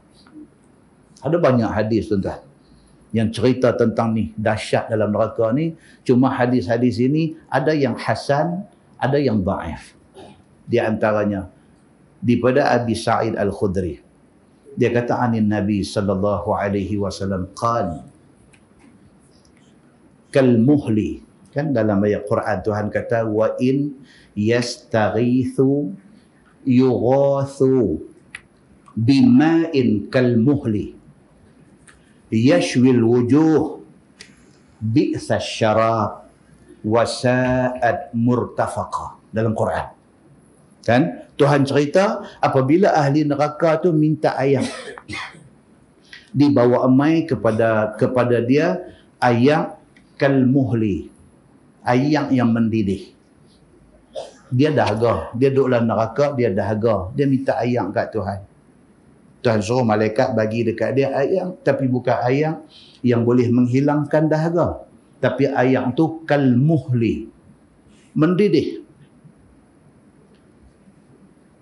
Yashwil wujuh, yang air tu bila mai nak minum baru kena wap dia, luruh isi muka. Quran kata tu azab orang masuk neraka. Dahaga minta air, bukan mai air, bawa mai al-muhl ni besi lebong bagi cayang mendidih tu. Yang tu dia panggil muhl, mim ha lam, muhl. Bawa mai, dibawa mai kepada dia ma'in kal muhl tu, mendidih tu. Bila dia mai di muka nak minum, yashwil wujuh, luruh isi daging ni, jatuh bergedebak di dalam bekas tu. Bi'sa syarab, Tuhan kata itulah seburuk-buruk minuman ahli neraka kena. Baik, hadis tadi Nabi kata ayat yang cerita pasal al-muhlu ni, ka'akari zaid fa iza qurriba ilaihi saqatat farwatu wajhi fihi, adalah leburan besi dan minyak panas yang apabila didekatkan kepada dia, luruh segala isi daging muka dia masuk dalam bekas. Ni dalam hadis cerita, dan hadis itu dhaif. Dia mai pula hadis daripada Abi Sa'id Al-Khudri. Dia kata anin Nabi sallallahu alaihi wasallam qal li suradiqin nar arba'atu judur kithafu kulli jidar mithlu masirati arba'ina sanah. Nabi sallallahu alaihi wasallam kata neraka diibaratkan seperti suradiq. Suradiq ni maksudnya kanopi. Apa? Kemah. suradiq. Kalau diibaratkan neraka ni macam satu kemah, Nabi kata, an-nar arba'atu judur, satu kemah neraka yang mempunyai 4 dinding. Nabi nak buat perbandingan. Kalaulah diumpamakan neraka ni macam satu kanopi, dia adalah kanopi yang mempunyai 4 dinding. Dia kata, kisafu kulli jidar mislu masirati arba'ina sanah. Tebal tiap-tiap satu dinding itu kalau berjalan 40 tahun perjalanan. Pasal apa? Pasal dia nak habaq panasnya api neraka tu. Kalau tak cukup tebal, lebok dinding tu. Maka neraka dia ada di dalam satu kawasan yang berdinding. Yang dinding dia ni tebal dia, kalau berjalan 40 tahun perjalanan baru selesai satu dinding. Pasal apa? Pasal nak tahan tu kepanasan api yang cukup dahsyat ni. Hadis itu At-Tirmizi kata dhaif, tetapi Al-Munziri kata sanad hadis itu sahih. Dia kata. Itu sebab tuan-tuan, bila kita jumpa satu hadis, satu ulama hadis kata dhaif, kadang-kadang ada ulama lain kata hasan. Ada ulama lain menaikkan darjat hadis itu. Kita kena rojok. Jumpa satu hadis, orang highlight kata ini hadis dhaif. Nanti sat dulu, cari dulu. Lah ni tuan-tuan boleh cek di dalam Mawsu'ah Al-Hadithiyah, ensiklopedia hadis. Masuk dalam sana, tuan-tuan boleh jumpa hadis-hadis ni, dan dia buat mai hadis tu berapa ulama hadis. Satu ulama kata dhaif, satu ulama kata hasan. Dia pun bagi penerangan. Pasal apa dia ni kata dhaif? Pasal ada rawi yang sifat macam ni. Dia ni kata hasan, pasal apa? Pasal daripada kajian dia kata macam ni. Janji jangan hadis itu maudhu' aja. Itu sebab ulama hadis secara umum dia kata apa? Hadis dhaif boleh tak kita pakai? Boleh. Cuma tidak boleh berhujjah dengan dia. Itu saja. Jadi hadis-hadis yang menceritakan tentang kegerunan neraka dan sebagainya, ada di dalam kalangannya hadis-hadis yang dhaif. Tetapi hadis yang dhaif itu kadang-kadang ada sebahagian ulama kata hasan dan sebagainya. Contoh hadis daripada Abu Sa'id Al-Khudri juga. Dia kata anin Nabi sallallahu alaihi wasallam qal law anna dalwan min ghassaq yuhraqu fid dunya la antana ahlad dunya atau kama qal. At-Tirmizi kata dhaif, tetapi Ibnu Hajar Al-Asqalani kata itu hadis hasan. Dia kata, maksud dia apa dia? Nabi sallallahu alaihi wasallam kata, kalaulah sekiranya satu timba nanah ahli syurga tumpah mai ke dunia ni. Dalun ni cebok timba hak duk cedok ayam telaga tu dia panggil dalun. Dal lam waw, dalun. Nabi kata kalaulah satu timba yang dipenuhi dengan ghassaq nanah ahli neraka. Satu timba nanah ahli neraka kalau tuang mai ke dunia ni, Nabi kata la antana ahlad dunya, semua penduduk dunia akan jadi busuk binasa semua sekali. Satu timba aja tumpah mai, seluruh isi bumi binasa.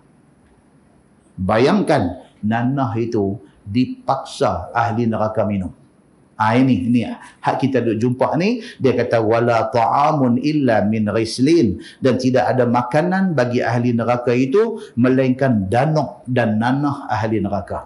La ya'kuluhu illa al-khati'un, tidak makan akan ghislin, akan nanah ahli neraka itu melainkan orang-orang yang salah dan orang yang kafir di atas dunia. Orang baik tak akan kena paksa minum benda tu. Fala uqsimu bima tubsirun. Ini dia mai cerita lain pula, dia nak mai cerita pasal Quran. Kata dia, maka aku, yakni Allah bersumpah dengan barang yang aku lihat dan dengan barang yang kamu lihat dan barang yang kamu tiada lihat. Ni Tuhan nak cerita pasal Quran, Tuhan bersumpah. Sebelum dia cerita pasal Quran, dia bersumpah. Aku bersumpah dengan semua benda yang hampa pernah tengok dan benda yang hampa tak pernah tengok. Apa benda yang kita pernah tengok?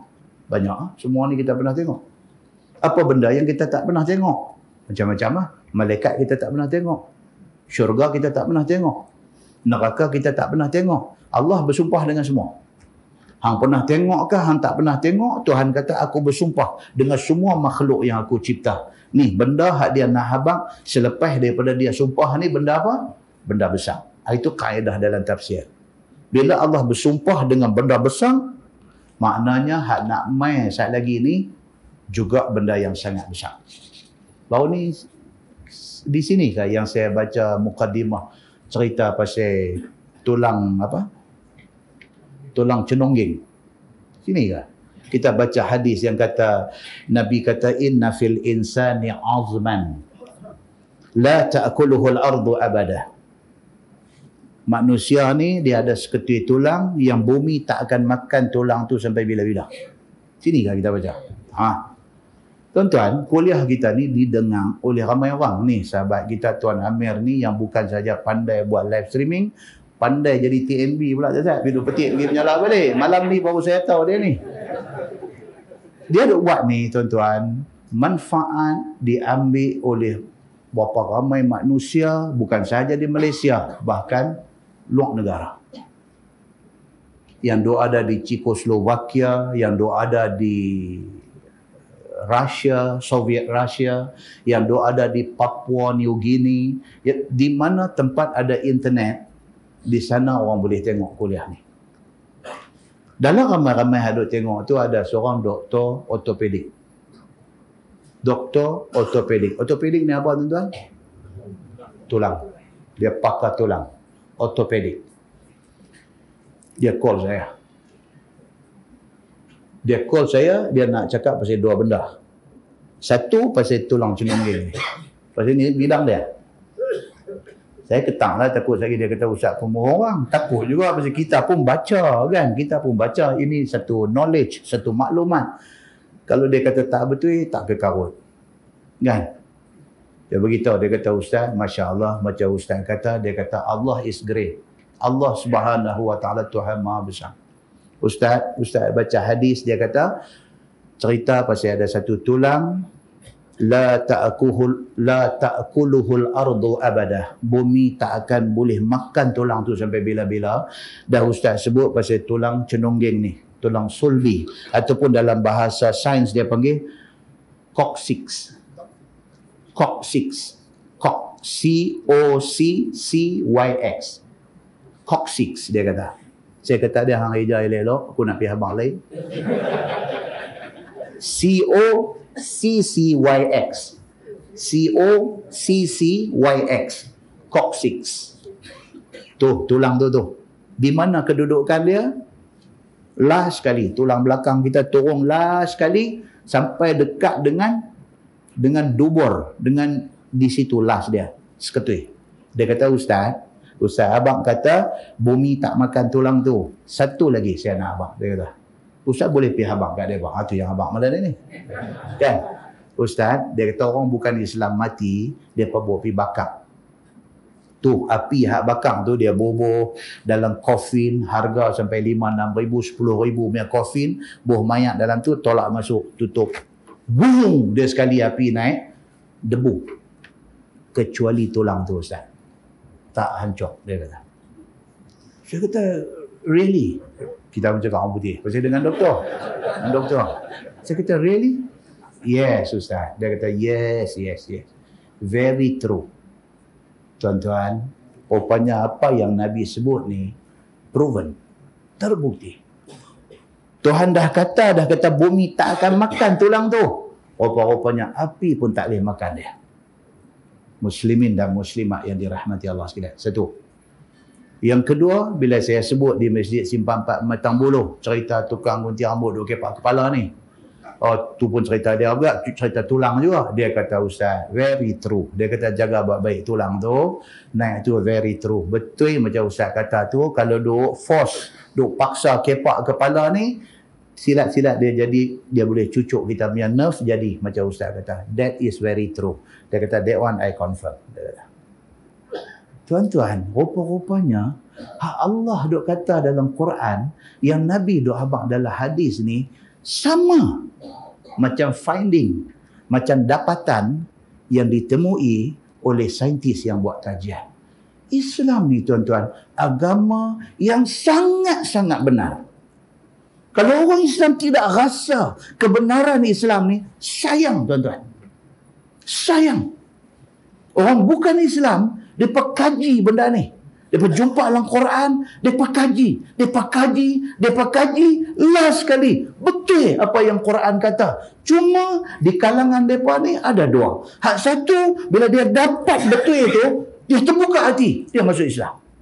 Ada hal satu, dia dapati apa yang Quran kata betul. Dia mengaku kata betul. Tapi hati dia tak terbuka untuk terima Islam. Pasal apa? Pasal hidayah ni Allah punya. Bukan dia punya. Kita dah jadi Islam dah ni. Dengan tak baca buku, dengan tak belajar, dengan tak ambil tahu pasal Islam, tiba-tiba kita ni jadi orang Islam. Kemudian daripada kita jadi orang Islam, baru kita duk tahu benda ni. Syukur banyak-banyak pada Allah. Terima kasih dekat Allah. Tanpa usaha, Allah bagi Islam dekat kita. Muslimin dan muslimat yang dirahmati Allah sekalian, jangan lawan Islam. Pasal apa? Pasal Allah bagi anugerah ni pun banyak-banyak terima kasih kepada Allah Subhanahu wa taala. Nah, baik. So dalam hadis, dalam ayat yang kita duk baca ni, lagi sekali Allah Subhanahu wa taala bagi tahu dekat kita tentang kebenaran Quran ini. Tuhan bersumpah tentang Quran ini, fala uqsimu bima tubsirun wa ma la tubsirun. Maka aku, yakni Allah, bersumpah dengan barang yang hampa nampak tengok dan barang yang hampa tak nampak tengok. Tuhan bersumpah. Baik. Innahu laqawlu rasulin karim. Bahawasanya Quran itu sesungguhnya bacaan Rasul yang sangat mulia atas Allah Subhanahu wa taala. Di sini dia ada perbahasan tuan-tuan. Yang dimaksudkan innahu laqawlu rasulin karim. Rasul yang mulia itu, Rasul itu siapa? Dia ada dua tafsiran. Satu kata Rasul di situ membawa maksud Malaikat Jibril alaihi salam. Dia Rasul, dia utusan Allah. Dan satu pendapat kata Rasulun Karim, Rasulin Karim itu ialah Nabi Muhammad sallallahu alaihi wasallam. Dua-dua tafsiran ini betul belaka. Pasal apa? Pasal Jibril utusan Allah. Dia ambil Quran daripada Allah, dia bawa mai dekat Nabi. Dia utusan Allah. Nabi Muhammad juga utusan Allah. Dia terima daripada Jibril, dia bagi dekat kita. Dia juga Rasulullah. Dia juga utusan Allah. Jadi dua-dua tafsiran itu betul. Dia kata innahu laqawlu rasulin karim. Bahawasanya Quran itu sungguh bacaan Rasul yang sangat mulia atas Allah. Risalah kiriman daripada Allah menyampai pada umatnya. Maka Quran itu kalam Allah. Manakala Jibril, di sini pun dia sebut, manakala Jibril dan Nabi Muhammad masing-masing i'tibar kepada menyampaikan Quran itu. Dua-dua ni adalah Rasul yang karim. Wa ma huwa biqauli syair. Dan dia kata tiadalah Quran itu perkataan orang yang buat syair. Itu dia. Saat lagi tadi tengok satu hadis. Dia kata qalilan ma tu'minun. Tapi sayang sikit orang yang beriman di kalangan kamu. Wala biqauli kahin. Dan Quran itu bukan perkataan tok bomo. Kahin maksud dia apa? Tok bomo. Kan dia kata man ata kahinan. Bang siapa yang pergi jumpa satu tok bomo, fasaddaqahu, kemudian dia membenarkan cakap bomo itu, Allah tidak terima ibadat dia selama 40.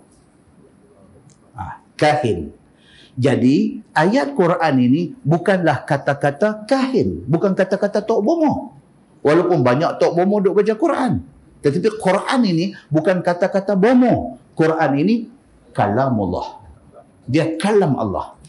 Qalilan ma tazakkarun. Tapi sikit orang yang ambil pengajaran daripada kalangan kamu dengan Quran ini.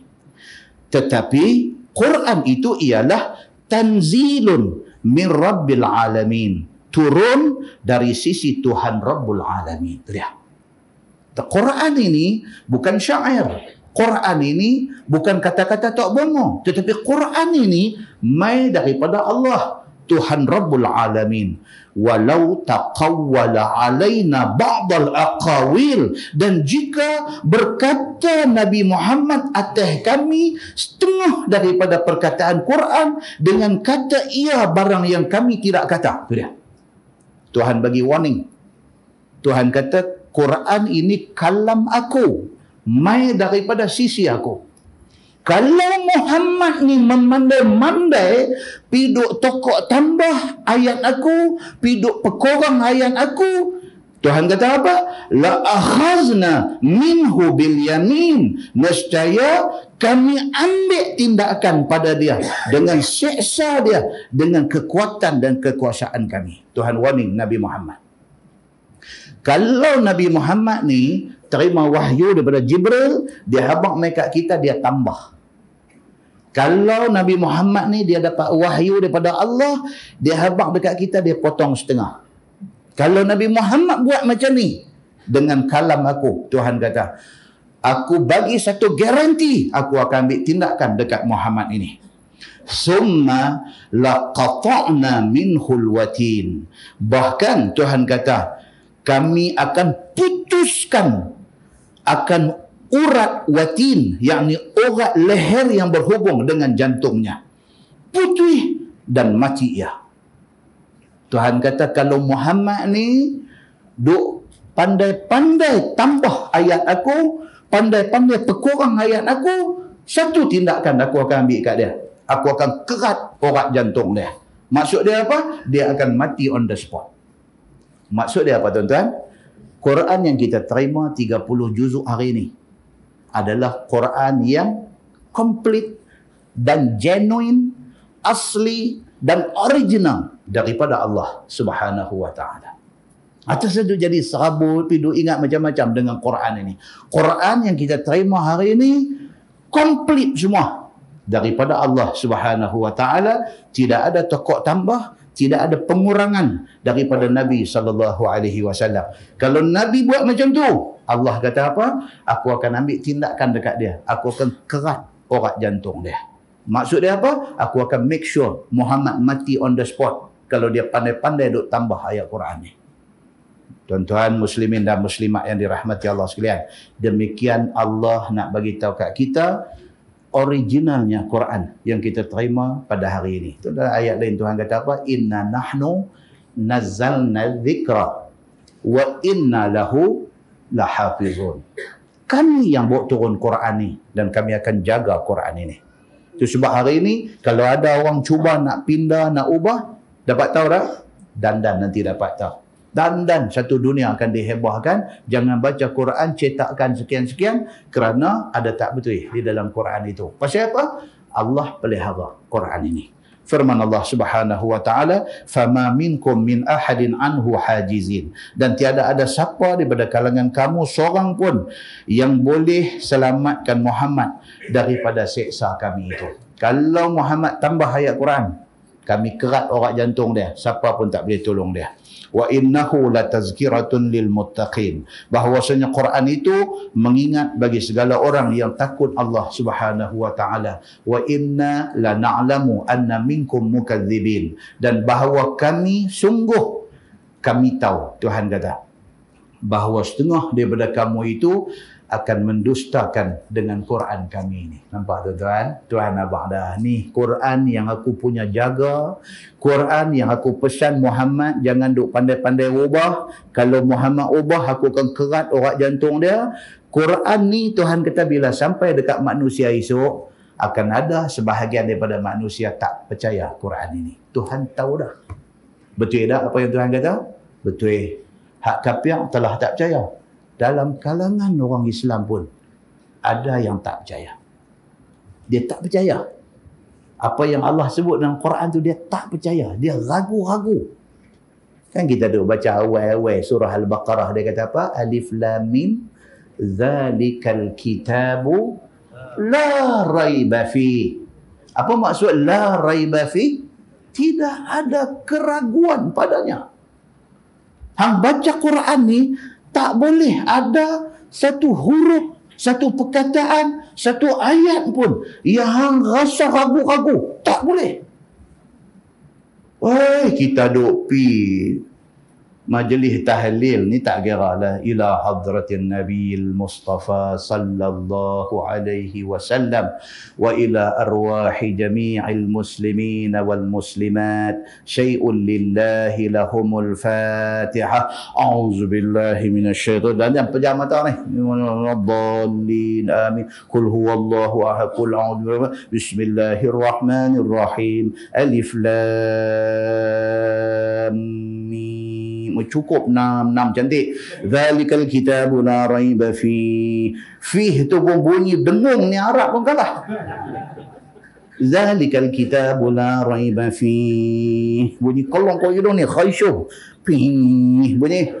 Tengok habis tu dah selesai, dah kena nasi daging dengan apa semua, dalca tuang semua cantik, ayam asam semua, sulam masuk minta tambah, ayam asam satu lagi semua cantik semua. Dah kenyang duk sandang lagu tu, dia kata celau puak-puak nak buat hudud ni, celau sungguh.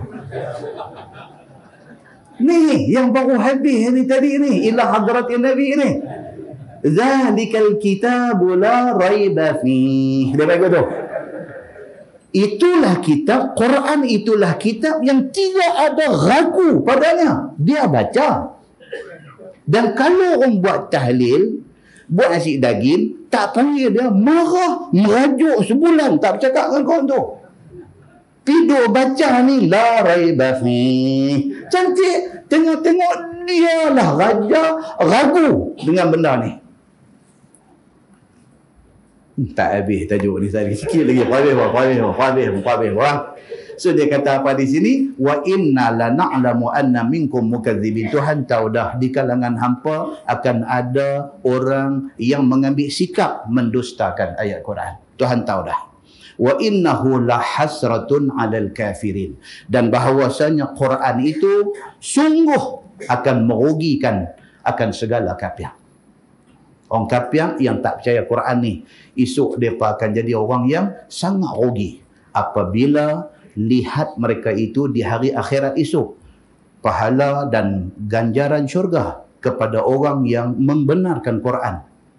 Dan membenarkan siksa neraka bagi orang yang mendustakannya.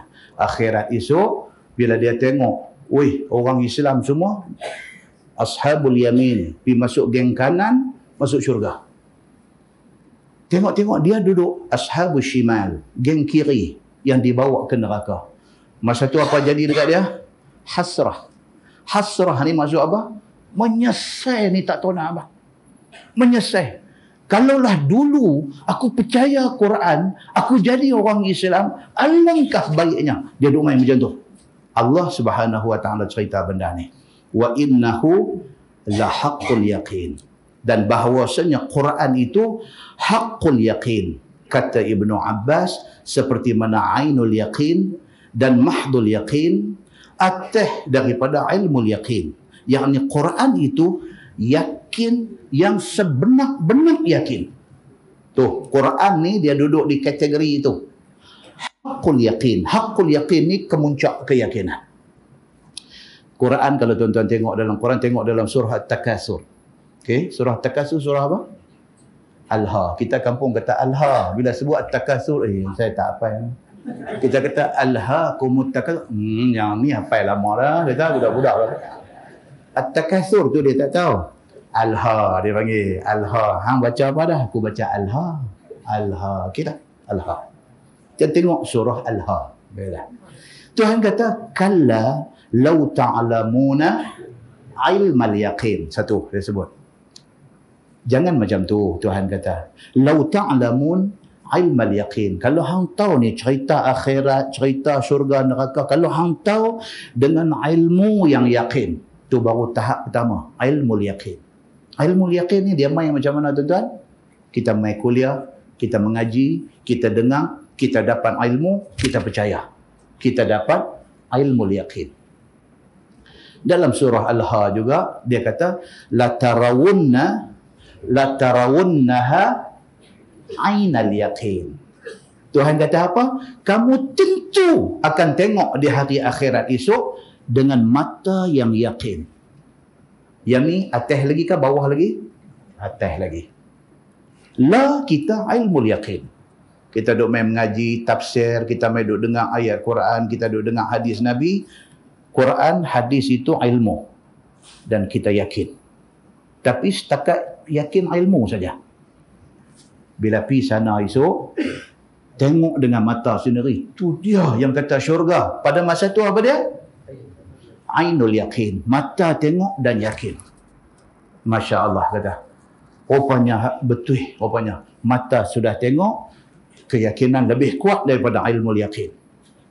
Dalam ayat lain surah Al-Waqi'ah ayat 95, Tuhan kata wa inna hadza lahuwa haqqul yaqin. Tuhan kata apa? Dan sesungguhnya ini maka baginya adalah haqqul yaqin. Yakin yang sebenar. Imam Al-Qurtubi dia kata haqqul yaqin itu ialah mahdul yaqin. Haqqul yaqin maksud keyakinan sebenar. Mahdul yaqin maksudnya keyakinan yang pure. P-U-R-E. P-U-R-E bunyi pure ke? Ini masalah kita. Ni orang putih P-U-R-E kita ada baca pure. Ada pula seorang P-U-R-E dia baca pure. Pure gitu. Pure dia punya bunyi dia. Pure. Pure kita duk sebut. Tapi kita sebut cara kita lah. Dia ni pure betul kita. Pure tu lah. P-U-R-E tu lah. Bukan P-A-I apa dia? Jangan bukan. P-U-R-E. So, yang kata haqqul yaqin, yakin sebenar itu ialah mahdul yaqin. Mahdu maksudnya apa? Pure. Keyakinan yang pure. Ataupun orang putih kata unmixed.